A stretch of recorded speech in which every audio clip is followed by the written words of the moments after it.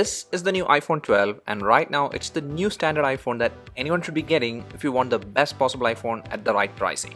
So by stating the iPhone 12 as the best possible iPhone, what I meant is that it has really great features with not a very insane pricing like that of the iPhone 12 Pro series. In India, the starting pricing of the iPhone 12 is 79,900 Indian rupees, for which the storage is 64 GB, and if you want the higher storage options, the pricing increases as shown here.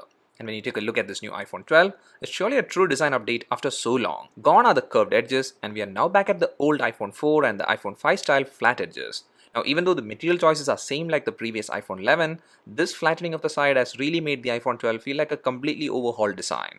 The phone is now lighter and smaller in every aspect compared to the iPhone 11, and overall, now the design feels more natural. It's easy to hold, and also like I mentioned, since the sides are flat, you can easily grip the phone. And one cool design factor is that the front and back glass are now flushed into the frame of the phone, and it looks neat and blends well with this theme. And even though the front and back is still glass, Apple is terming the front glass as ceramic shield, and they are stating that this front glass has 4 times more drop protection. And from some of the drop test videos, the claims seem to hold up, but do keep in mind this is just in terms of drop protection and not scratch resistance. And like always, I'll recommend that you install a good quality tempered glass. And about this back glass, it's a glossy one with matte textured camera section, and this one is actually INX glass, so this doesn't get the 4 times drop protection like the front glass. And since I've been an iPhone 11 user for a long time, well, after using the 12, I can see that the iPhone 12 is a much better phone to hold, and the size does feel so much better. And even these edges of the aluminium is smoothly done so that it doesn't create discomfort. Now these sides can be a bit slippery, so you need to be careful while holding, but overall this feels to be a much better form factor than the iPhone 11, even though the display in the iPhone 12 is similarly sized like the display in the iPhone 11. So this new display used here in the iPhone 12 is a 6.1-inch display, but this time it's a Super Retina XDR display, which means it's an OLED panel. So that's a big update compared to the 11, and here this new display in the 12 has slimmer bezels, even though the notch is of the same size. And the Face ID system in the 12 actually works at the same speed and same angles like the previous gen iPhones.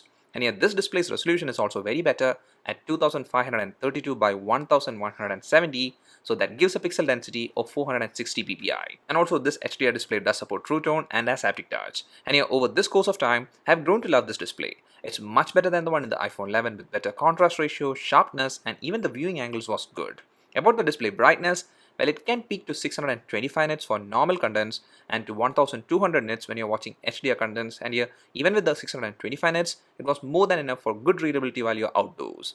And also given the fact that the display is sufficiently big, watching contents or playing games, everything is very enjoyable. And that's also because of the fact that the dual speakers work really well. The audio quality is pretty good with enough loudness, and from my experience, I think this new speaker is a bit more louder than the speaker system in the iPhone 11. So till now, the things we checked like the design, display and audio, they all did improve with major improvement happening in the display side, and also the design feels to be more elegant right now compared to the iPhone 11. But what about the performance? Did it change a lot? Because this time, the processor is the new A14 Bionic chip, which is a 5nm chip, and technically it's a faster one than the A13 Bionic, but during daily usage, I didn't notice any major speed improvements because the A13 even now is one of the best, and yet this new chip does perform almost like that while doing regular stuff, and with intense ones there is a slight speed improvement. And also the phone doesn't get very warm with moderately heavy usage, which is a great plus, and even though the RAM available is just 4 GB, there wasn't any RAM issues, and even 8 to 10 apps did stay open in the memory. But then one area that might be a bit of a problem for you is with the storage. Because if you go for the base variant, like I did, it's just 64 GB, and it will fill up faster than usual because this phone can take pretty great videos and photos which will consume more space. So what I'll surely recommend is that if you're a person who installs plenty of heavy apps and also uses the camera a lot, do go for the 128 GB variant, which is just 5,000 rupees more than the base variant. And by the way, one thing in the display side that might be a disappointment for many is that the refresh rate is 60 Hz, but to be frank, with this display size, that higher refresh rate thing was not a major missing factor. Scrolls were fast and smooth, and literally you won't be noticing any issues because of the 60 Hz refresh rate. And that's all thanks to this faster chip, and also because of the fact that iOS is very optimized. And that's another thing to keep note if you get the iPhone 12, because software support will be there for probably 4 to 5 years, which is a great thing with any device. While talking about great things, another such a thing with the iPhone 12 is the camera system. On the rear, there are 2 cameras, in which one is a 12 megapixel wide-angle camera and the other is a 12 megapixel ultra-wide-angle camera.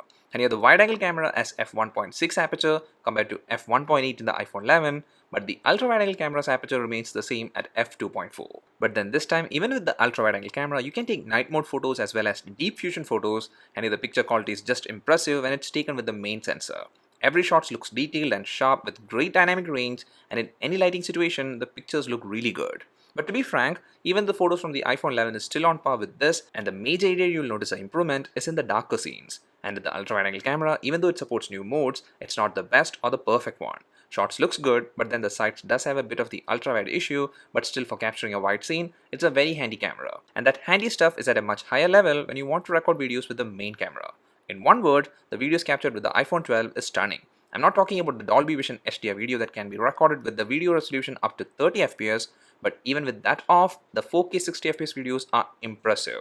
Everything is very stable, and there is no focusing or panning issues, and even the colors are great. And if you can edit the Dolby Vision HDR video, then that is a format that can actually be tailored to get a more impressive video. But editing it requires a lot of digging, and that also at present it works really well only with Apple software, and if it's untouched, it's only gonna look great in Apple devices. Then moving to the front camera, it's a 12 megapixel f2.2 camera like the one in the iPhone 11, but this time the image processing seems to have been tweaked, and I did like the selfies from the 12 a lot. In any scene there is much more needed details and sharpness, and if it's dark, you have night mode option with the front camera too. And also the video recording with the front camera is still top notch. 4K videos up to 60 fps is possible, and everything looks very crisp, and the exposure shifting issue is to an extent great too. So overall this camera system is one of the best, but then compared to the iPhone 11, even though there is improvements, it's not like it's a mind-blowing one. And that actually takes us to a slightly downgraded thing with the iPhone 12, which is the battery. The battery used in the iPhone 12 is a smaller one than its predecessor, measuring 2815 mAh in capacity, and after my testing period, I can confirm that during day-to-day use, the 12's battery backup is slightly weaker than that of the 11's. With the iPhone 11, the screen on time I was getting was in the 7 to 8 hour range with a full charge, and when the battery health was 100%. But here with the 12, even without using 5G and given the fact that the battery health is 100%, the screen on time I was getting was in the 6 to 6.5 hour range. It's good for a day's usage, but surely this is a downgrade, and I think if you're going to use 5G, then the battery backup will drop even further. And talking about 5G, it's a great feature to have in terms of future proofing, but in that also one thing to keep note is that the Indian version does not have millimeter wave 5G, and hence the antenna cutout is not present, and the only 5G wavelength supported by the Indian version is the sub 6 GHz one, but that also I couldn't test it because right now in India 5G is not available. And about charging, even though the phone doesn't come with a charging brick in box, it does support fast charging, and for fast charging you can buy a 20-watt fast charger from Apple.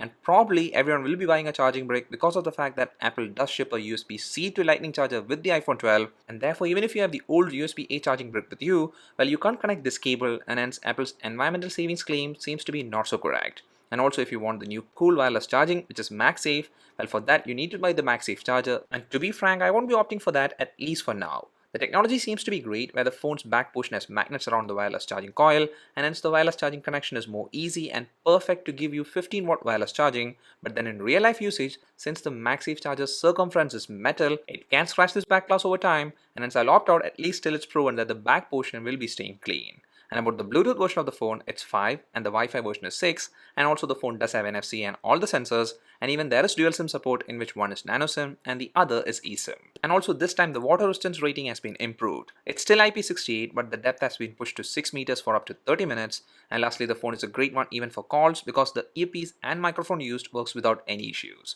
So that's everything about the new iPhone 12, and after checking everything, one thing that should be very clear is that this is a great phone and surely a new iPhone standard. Things are not completely perfect because there are some omissions like the 120Hz refresh rate or a USB-C charging port or even a no-notch design, and also the exclusion of a charging brick is like trying to make more profit, but still what you get from this phone is actually a great experience. And once you start using it, then these omissions slowly fade away, and that's what makes the iPhone 12 an easy option for anyone looking for a great phone for a long-term usage. But for everyone having an iPhone 11 or the 11 Pro series, surely you don't need to upgrade now because those phones are still good ones, and it's only for the ones who are using the iPhone 10 or even the iPhone 10R or below, I'll recommend this as an upgrade. And also by the way, if you're confused whether you should get the iPhone 12 or the 11 Pro right now, since the iPhone 11 Pro is now on sale in Flipkart for the pricing of the 12, I'll 100% recommend to get the iPhone 12 because overall it's a better phone. That's all for this video guys, hope you enjoyed it. If so, a like is much appreciated and a sub will be great. See you again in the next one. Till then, bye.